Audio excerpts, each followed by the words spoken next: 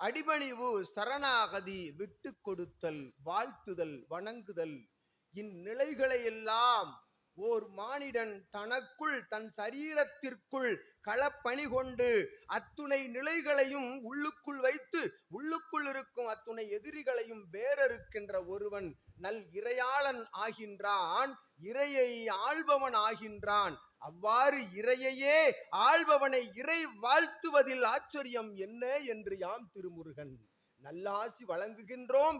சிவசபை ஆசானுக்கும் ஆசான் வழி வழி நடக்கின்ற அவன் அடிநிலை வழி நடக்கின்ற அத்துணை சீடர்களுக்கும் யாம் திருமுருகன் சண்முகனாய் அமர்ந்து அருள்பாலிக்கின்றோம். சிவசபையில் சித்தனே, ஏற்றம் எங்கிருந்து வரும்? இரக்கம் எங்கிருந்து வரும்? இரக்கம் கொண்டால் ஏற்றம் வரும். இதுவே